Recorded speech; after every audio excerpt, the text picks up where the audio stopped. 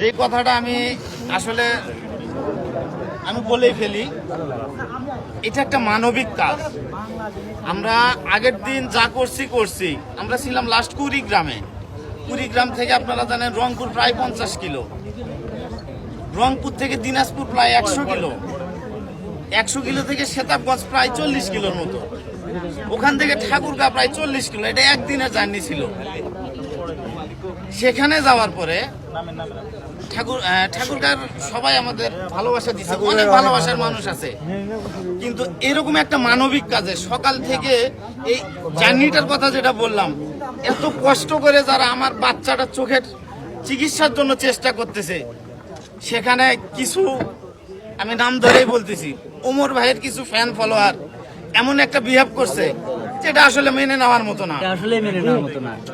Thoughts of Billal ভাই 24 ঘন্টা ultimatum দিছিল যে সাইমনের পাশে কেউ দাঁড়ান। এখানে উমর ভাইয়ের নামটাও ছিল। কই ভাই, আপনি তো কিছু করতে পারলেন না, কেন আজকে সাইমনের আপনি ক্ষতিটা করলেন? ওখানে মঞ্চে দাঁড়ানোর পরে 22,000 টাকার মতো কালেকশন হয়েছিল, হয়তো বা ওখানে আরো 50,000 বা 1 লাখ হতো। এই ক্ষতিটা কেন করলেন ভাই? আমি উদাত্ত আহ্বান জানাচ্ছি, মানবতার পাশে দাঁড়ান সবাই। ইনশাআল্লাহ সাইমন আপনাদের